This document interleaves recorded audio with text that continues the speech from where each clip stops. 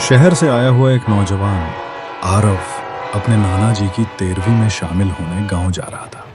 Train में चढ़ते वक्त उसे अंदाजा भी नहीं था कि यह सफर उसका आखिरी सफर बन चुका है। इतनी रात हो गई, यहाँ तो कोई दिख भी नहीं रहा। कम से कम 2-4 आदमी तो उतरते। ये कैसी जगह है यार। शहर से आया हुआ एक नौजवान आरव अपने नाना जी की 13वीं में शामिल होने गांव जा रहा था। ट्रेन में चढ़ते वक्त उसे अंदाजा भी नहीं था कि यह सफर उसका आखिरी सफर बन चुका है। प्लेटफॉर्म पर लगी 4 ट्यूबलाइट में से 2 जल रही थी। तीसरी हर कुछ सेकंड में टिमटिमाकर बुझ जाती और चौथी तो कब की मर चुकी थी, जैसे स्टेशन के बाकी हिस्से। प्लेटफॉर्म के कोने पर पुराने लकड़ी के बेंच पर फटे कंबल में लिपटा एक बूढ़ा चौकीदार बैठा था। आंखों के नीचे गहरे काले गड्ढे, जैसे सालों से नींद न मिली हो। अंकल नमस्ते। यहाँ से धनपुर गांव जाने के लिए कोई गाड़ी मिलेगी क्या? धनपुर? बेटा, रात में यहाँ उतरना अच्छा नहीं। इस स्टेशन से गांव की तरफ जाने वाला सब वापस नहीं आता। अंकल प्लीज ऐसी बातें मत कीजिए। पहले ही रात में ट्रेन लेट हो गई। कल सुबह नाना जी की 13वीं है, जाना तो पड़ेगा। नाना जी? तेरे नाना जी का नाम हरिराम था ना? आपको मेरे नाना जी का नाम कैसे पता?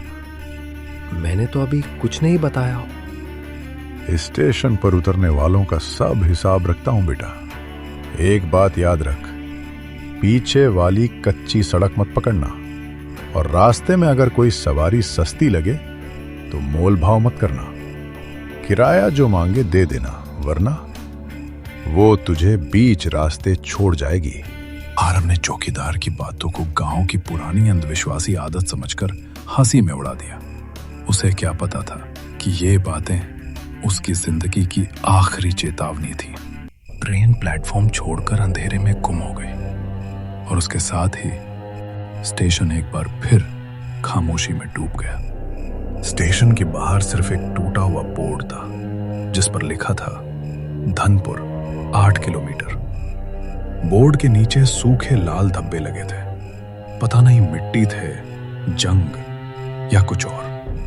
8 किलोमीटर पैदल जाऊं क्या? रात भी तो काफी हो गई, ऊपर से ये जंगल जैसा रास्ता। काश कोई ऑटो जीप कुछ मिल जाए। जैसे ही उसके मन में एक ख्याल आया, पीछे से आती पीली हेडलाइट की रोशनी ने उसके साये को लंबा कर दिया। पीछे से आती टेम्पो की हेडलाइट धीरे धीरे रुककर ठीक उसके सामने आ खड़ी हुई। कहाँ जाना है बाबू? अरे अच्छा हुआ आप मिल गए। धनपुर गांव जाना है, ले चलेंगे? धनपुर? आजकल उधर कौन जाता है रात में। खैर बैठ जाओ, आज की आखिरी सवारी हो तुम। नाम का वो ड्राइवर, पतला दुबला, आधी सफेद दाढ़ी, आंखों में अजीब सी गहराई। उसकी मुस्कान में जैसे कोई रहस्य छुपा था जो आरव समझ नहीं पा रहा था। कितना किराया लगेगा भैया? किराया जितना लगे सुबह दे देना।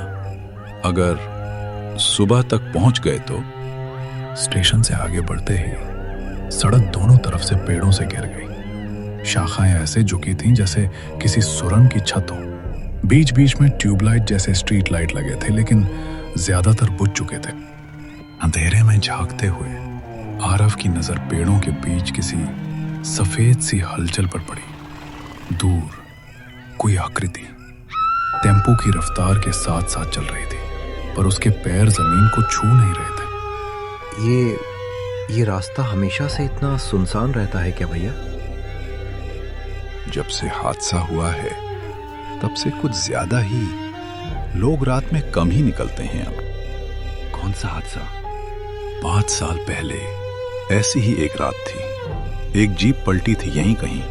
परिवार था, माँ, बाप, 2 बच्चे और शहर से आया एक नौजवान।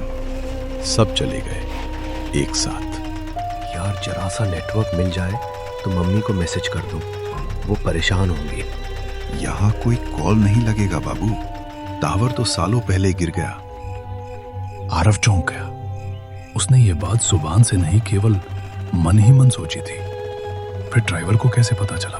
कुछ दूर आगे जाकर एम्पू अचानक हिचकोला खाकर रुक गई। इंजन चल रहा था, पेट्रोल भी था, पर गाड़ी आगे बढ़ ही नहीं रही थी। क्या हुआ भैया, गाड़ी बंद हो गई क्या?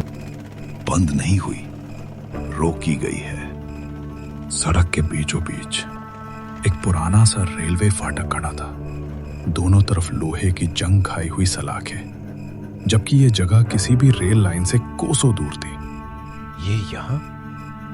स्टेशन तो पीछे छूट गया, फिर ये फाटक? फाटक के दूसरी ओर लालटेन की मरी हुई रोशनी में वही बूढ़ा चौकीदार खड़ा था, लेकिन इस बार उसकी आंखें पूरी सफेद थी, बिना पुतलियों के। मैंने रोका था बेटा, ये रास्ता जिंदा लोगों के लिए नहीं। भैया आप देख रहे हैं वहां? तुम्हें याद नहीं? 5 साल पहले भी तो आया था ना, इसी रास्ते। आरव के हाथ में रखा मोबाइल अपने आप चमक उठा। स्क्रीन पर एक पुरानी फोटो थी, जिसे उसने कभी क्लिक ही नहीं किया। फोटो में यही टेम्पो थी, यही ड्राइवर, यही रास्ता, और खिड़की से झांकते हुए वही चेहरा, वही आरव। तारीख आज से ठीक 5 साल पहले की। ये कैसे हो सकता है?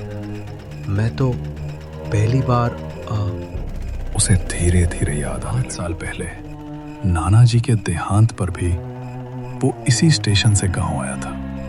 रात थी, वही रास्ता, वही जीप।